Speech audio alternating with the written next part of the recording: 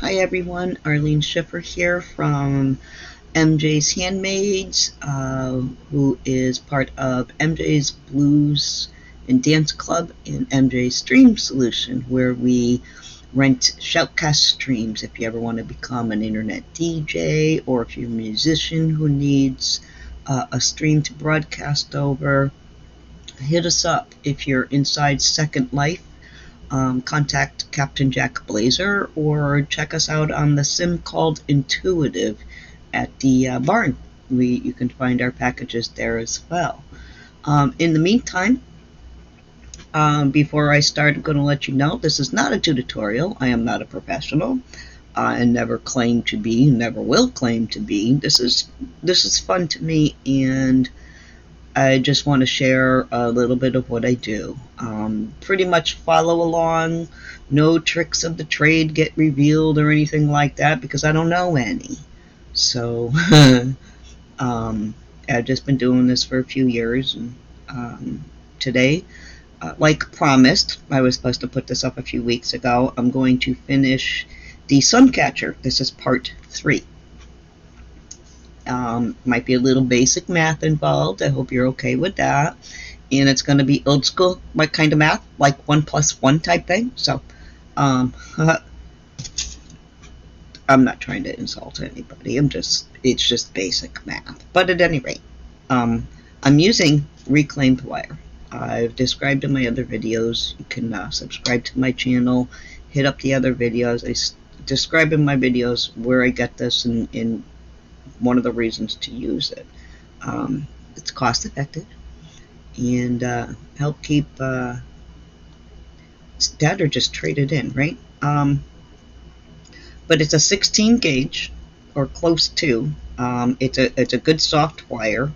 I strip it, clean it, and start using it for different things like domes for sun catchers, or just a full complete sun catcher. I wanted to show you how to make one similar to this. This is a 6-sided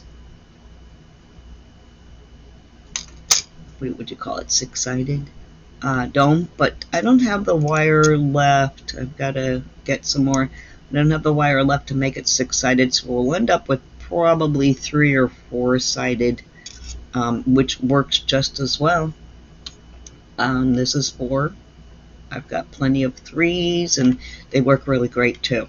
All kinds of different design ideas, and you have little doohickeys that you think aren't going to work out. Don't throw them out. They always work out for something. For instance, like a sun catcher. I'm going to finish this off and attach it to one of my sun catchers someday down the road, or today. And that's the fun I have with bending wire. So at any rate, the tools I use, of course, is a ruler. It's the regular American type ruler. The wire, you need wire cutters. For the size wire that we use, I would use industrial strength wire cutters, a little thicker and heavier. Here's one pair that I stole from my husband, that he's sitting right here next to me, now knows where they went. And here's another pair that he probably has gone looking for and now knows where they are. Safe and secure. But you want the heavy duty ones so that you can cut through the wire and not dull out the ones you use for your jewelry and craft projects. I use flat nose to bend. These aren't the right ones, to be honest with you. It's a very expensive set, and I bought them to do prong rings with specifically, but they're such great flat nose. I use them for almost everything. To round things, I might need my bail maker, jump ring creator. There's many different names for it. I just call it the round tier tool. It's a bail maker in my eyes, but it comes in different tiers. It's like a 2 millimeter, I think, and then 4, 6, something of the sort. I don't remember, and I don't measure them. maybe your round nose pliers. And these are basic tools too, so if you're just starting out wire crafting, these are some basic tools that you're going to want. Wire cutters, round nose, flat nose. You'll want maybe some nylon jaw flat nose as well. You might want that, but don't go broke buying this stuff. So because I don't have the wire, I'm gonna start from the center of this. We're gonna make something pretty similar to, I guess, this, and just follow along and you'll see what I do. But to bind it, I do bind the tops, so if I decide to hang something from it, it'll take the strength without bending too much. This one I still have to finish decorating in it. I bind it together as I decorate it, and they come out really strong and sturdy. So I'm going to start. You're going to need at least an inch on each end for a hook, and if you want to dangle something in the middle, like I do with most of mine, you're going to want to be able to make a hook to hang something from the middle, of course, and then a hook for so you can hang it from a window or a ceiling, or however you want to do these. Hang them. So I'm going to put that aside because I'm not going to need it right now. I'm going to get these out of my way so that we can bend some wire and not knock stuff over or fling it off the table.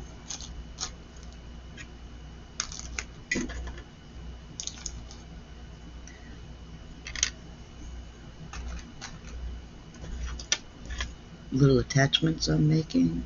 They're cute. Pretty little flowers. Boot, boot. You're just sitting there, excuse me, watching TV or something,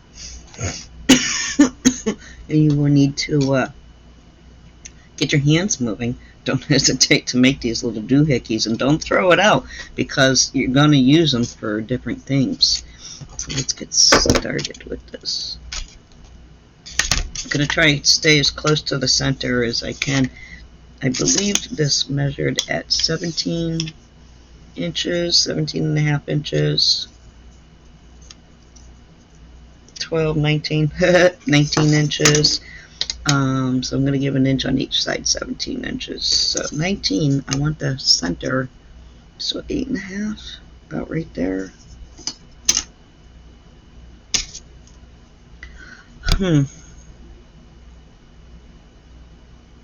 These we can make a little bit smaller than normal. I'm going to do a 1/2 inch.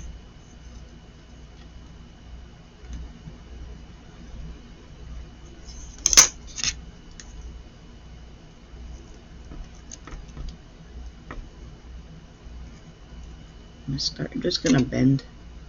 Start with a bend. Then I'm going to measure, put a little measurement in there. It's not going to be exactly precise. You can mark them if you want to. I'm just going to bring it up. And there I have like a little good square starting.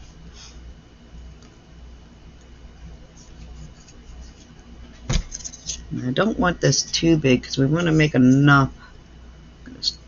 This side we're going to start with. I think I'm going to keep everything at 1/2 inch. That way, or close to. That way we'll have enough to make a good sized dome.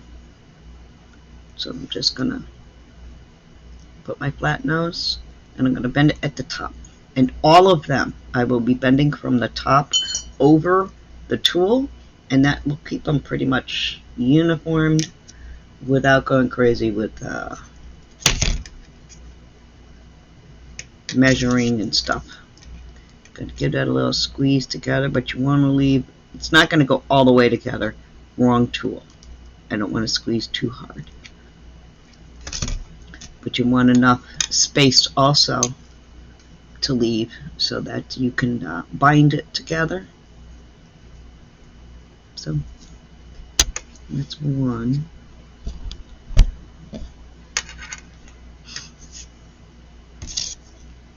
And to keep it even, I do this. Just take it, like I said, everything goes over the top. If you need to make adjustments, you can.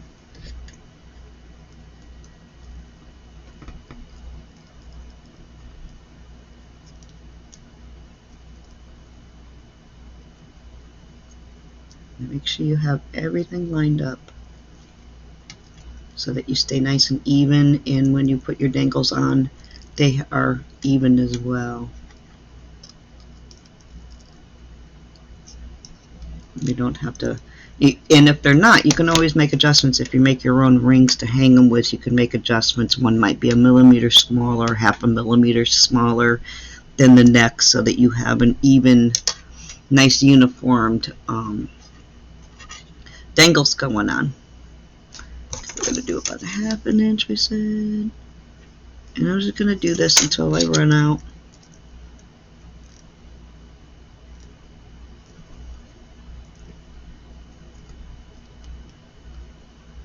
It's about a little bit bigger.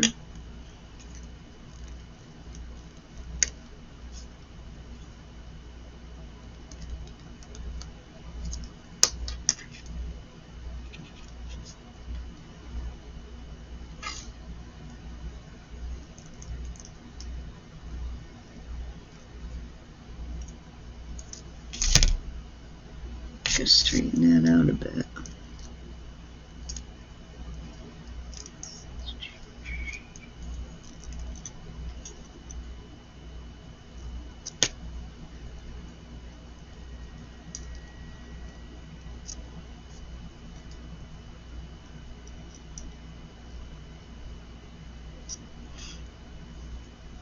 And again, and you're going to keep doing this until you have the amount of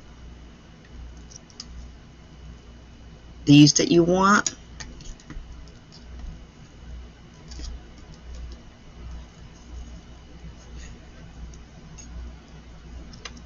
Make sure it's even.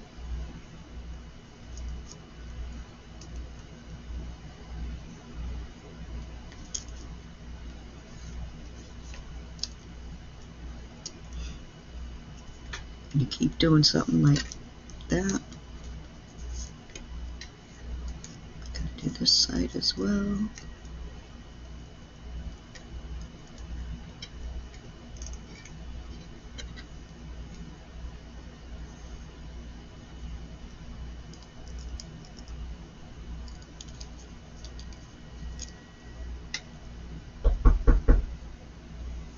One second. Sorry about the interruption, had to knock at the door. Anyways.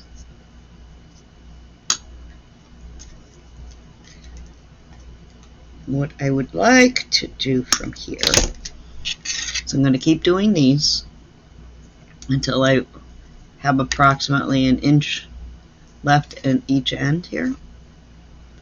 And then I'll show you how we round it out. In the meantime, I'm going to pause this because it's going to take a few minutes to get this done, and I don't want to bore you watching me bend back and forth like that. So, be right back. Okay, I'm back. And this is, I have, did end up being able to make 6. And I went with, these are ½ inch measurements, or close to. Not exactly dead on, but that's what I've gotten so far. Now I'm going to show you how to make it round so that you can make a dome as such. Now if you want to make little bumps in them, I kind of suggest if you're going to use a tool to do that, do it now before you round it out. Otherwise, I'll use, after I try to round it out, I'll use a my ring mandrel, or if it's big enough, if the piece I made is big enough over a cap, like a bottle, small bottle cap, pill bottle or something like that cap, or a salt and pepper shaker cap, and that'll give me the claw look in a way, kind of, just that bump. But they slide around all over the place and stuff, so you can even use your mandrel if you have a ring mandrel. You can even use these to help round out your piece. So let's give it a shot. I'm not sure it's going to do too well. I'm going to have to hold it pretty tight, and because it tapers, I'm not sure I'm going to like it.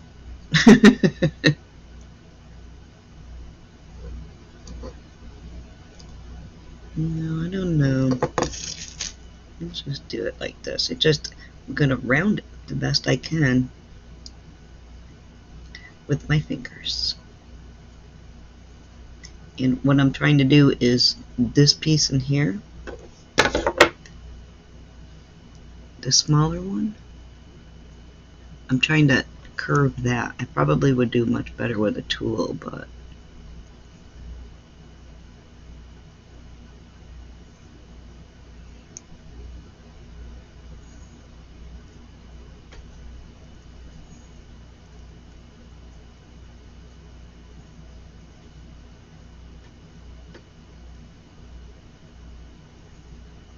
and I think we have what we're looking for.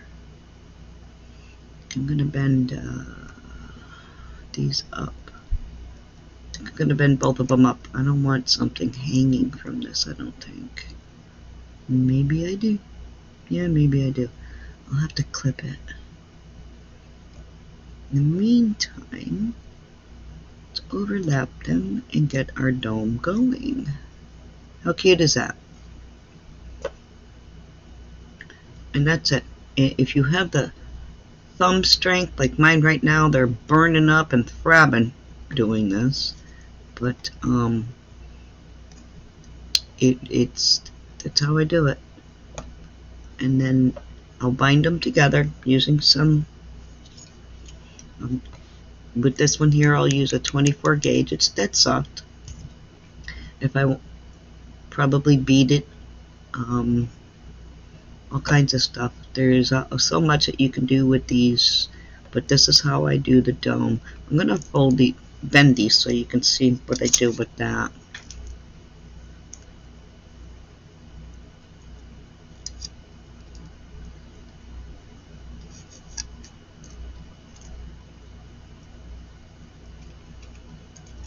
I should have done this before anything. I should have decided on what to do for hooks. But there's one. I'm going to put this one inward underneath. Maybe. It might be best if I just do it by hand, my fingers. Maybe not. It didn't like it.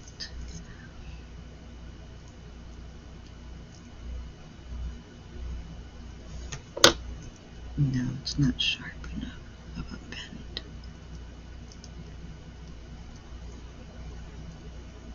I'm going to end up hooking these two together. Just wrap one wire around the other so I can close this better.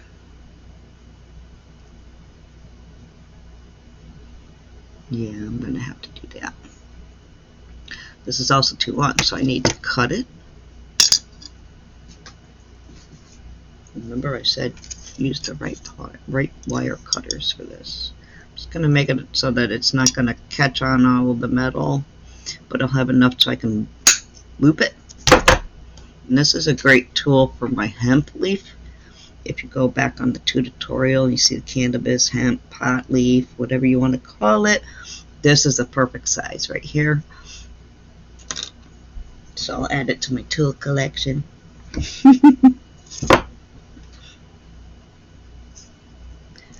I'm going to bend this back up. Oops, with those. I'll probably break them.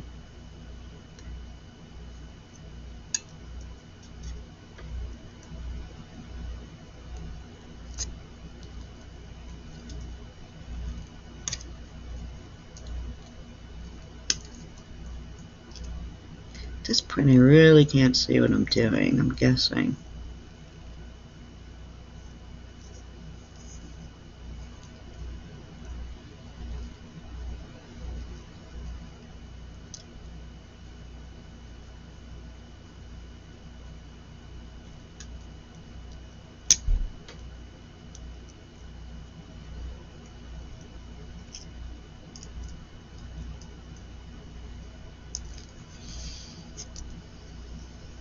There we go.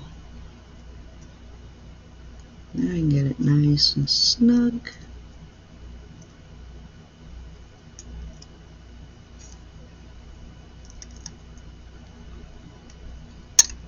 It's a lot of modifications you'll be doing. You're gonna like it. You're gonna like your end result and everything else.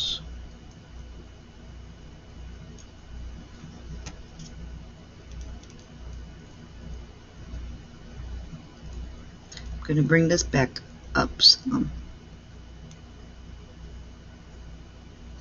because I need this to move a little more freely than it is.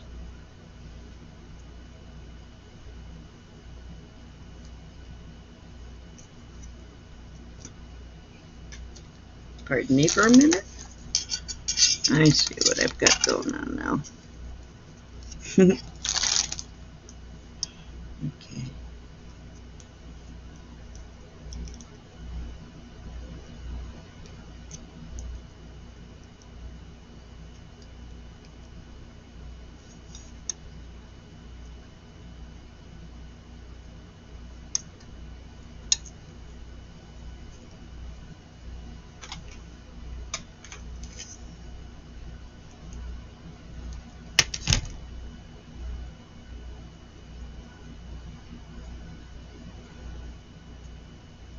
I did want this on the inside, apparently.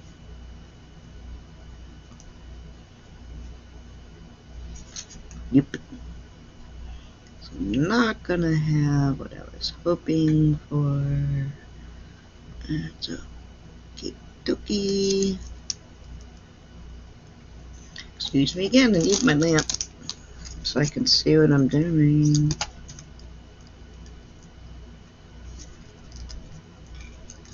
Boot. There, that's pretty even. Kind of centered. Pretty sure I'm just gonna hook it together now. Then I can reshape. Fix it up. I've got a good grip on this. So I don't have a lot of wire for leverage in it. It's kind of thick. And because I've been working it, it's getting a little hard. Whoopsie daisy. Mm-hmm.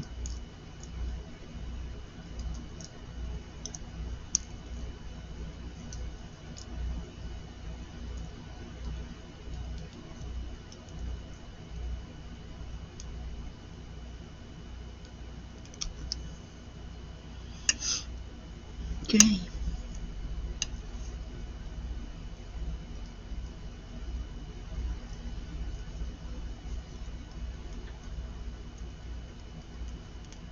Look at how cute that came out, huh?